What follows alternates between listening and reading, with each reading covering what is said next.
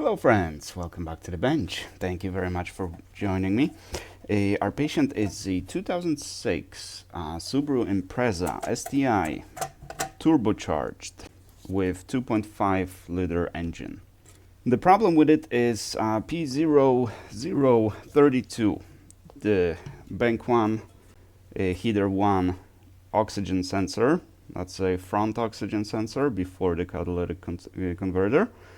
That is showing a circuit low.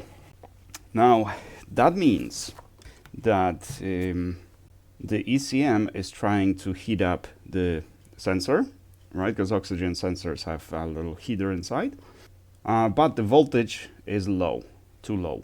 Now when you measure with the multimeter on that line, since it's a PWM signal, you likely see between 0 and 1 volt. So you might, conclude that that's low because you expect like 12 volts or something. But this is normal. With normal multimeter, that reading is going to be low. But that's not what the ECM is reading. ECM is actually checking the pulses. And those pulses are not high enough. And let's power it on. And it's dead. It is pulling 0.1 watt. That's not right. That is not what I expected. Because the customer didn't say that this was this kind of issue. I gotta read through the email again, but I thought this was only a P0032, the oxygen sensor problem. And the ignition doesn't really have any effect.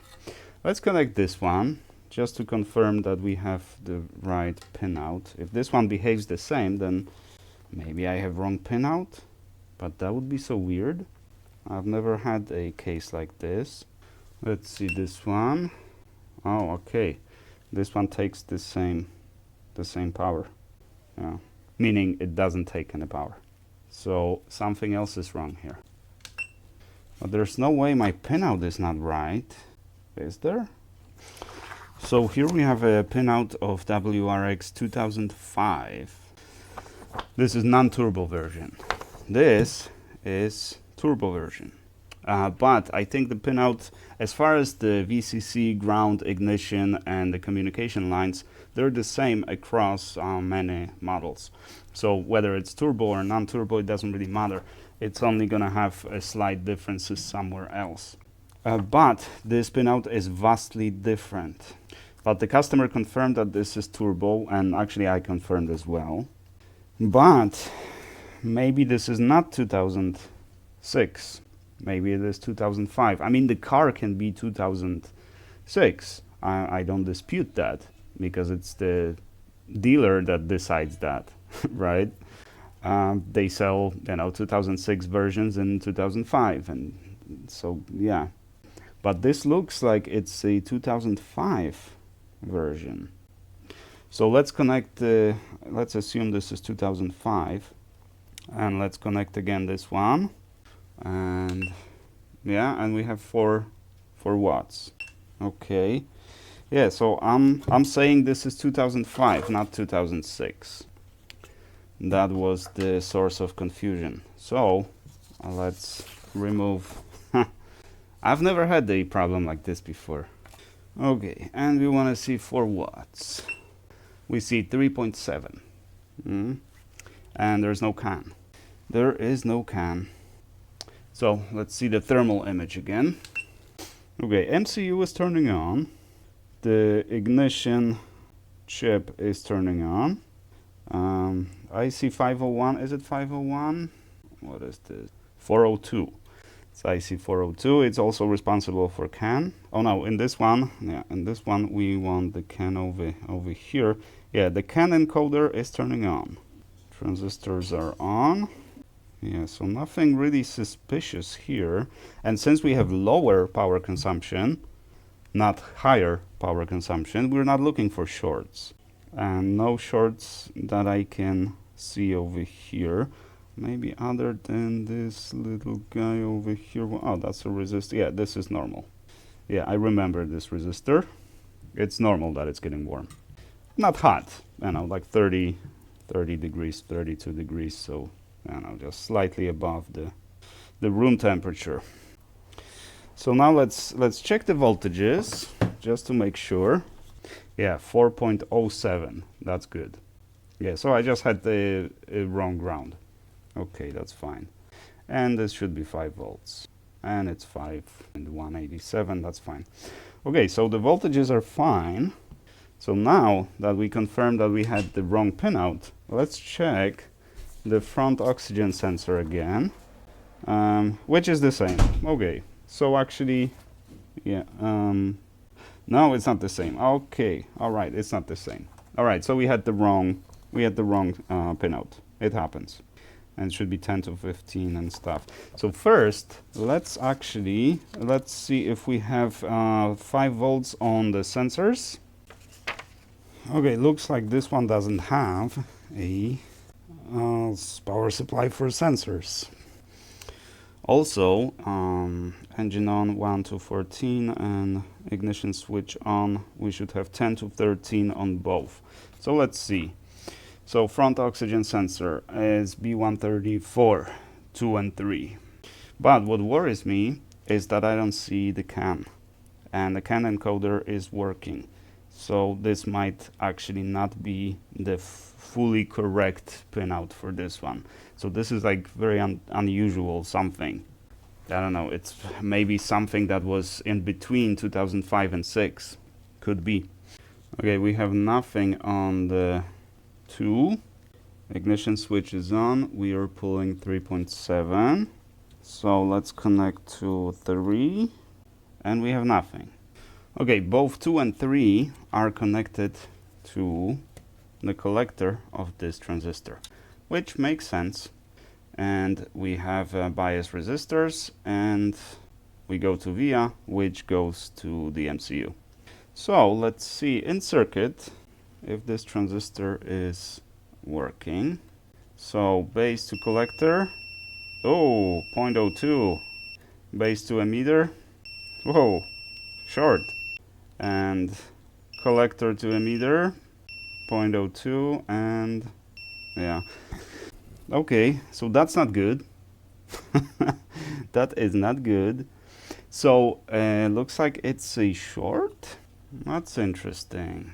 Okay, my wife donated aluminum foil to our son's school for a project. So that's gonna be, and I just cleaned the area over here, and I remember I threw out a lot of like little pieces of aluminum foil because I figured, well, I don't need it. Well, I guess I do.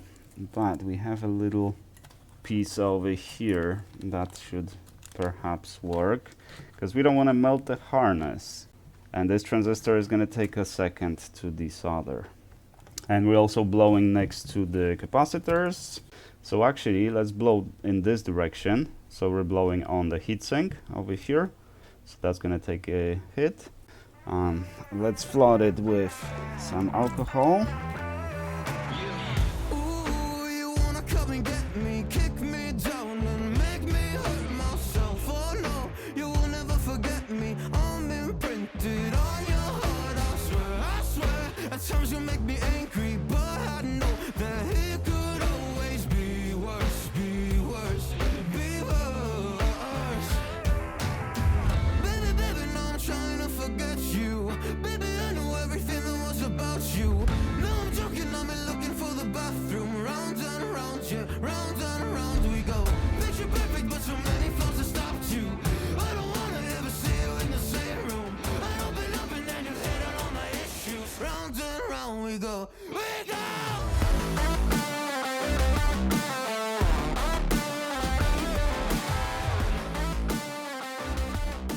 So now let's do the power test. Let's see if we're still grabbing the same power.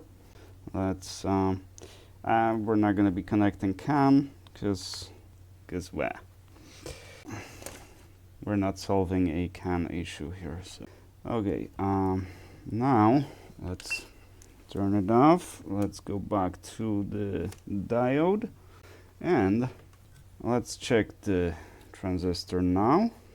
And the reason for that is that, yeah, 2.6 base to, and 2.6 base to collector, base to emitter, 2.6. So this is fine, because sometimes you replace the transistor and you put it on and you still have a crappy readings. And that means that transistor also damaged some control circuit or something around it. But in this case, we are pretty much just connected to these two pins, and emitter is going to ground. That's pretty much everything on this circuit. So if there is something, if there is a problem, then it's a base circuit. But base has external bias resistors, which is good, because on some of these it's built in, which means it can, if the transistor shorts out, it can damage your control circuit. In this case, it won't, because the resistors are external. All right, well, that should resolve the P0032. Sometimes it's a resistor, 0 ohm resistor. Sometimes it's a chip, like we thought it was this one, but it's not. It's actually the transistor. As I was looking for that, I was checking these two transistors over here, because I expected one of them to be, because it's usually this transistor. It's usually the transistor, especially 2005, 2006, all the way to 2008. It's the transistor. After 2008, usually it's a dedicated chip. But we just had a wrong pinout. So this is not 2006. This is 2005. I mean, again, I know the car is from 2006, but it doesn't mean anything if the ECM is from 2005, right?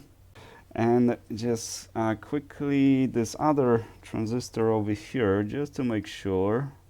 Yeah, we got 1.8 base to collector and base to emitter 1.8. It's fine. Since I already have it here, let's check it. This wasn't reported as an issue, but since we already have it on the bench, let's just check few other components just in case. Alrighty, this is a fix.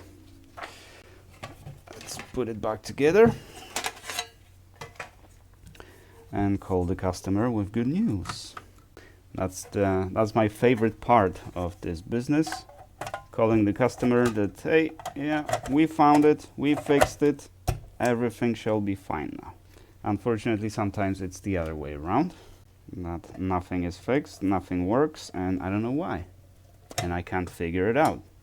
Luckily in this one, because I was about to tell the customer, since I couldn't figure out where the other pin is going. Why is it not connected?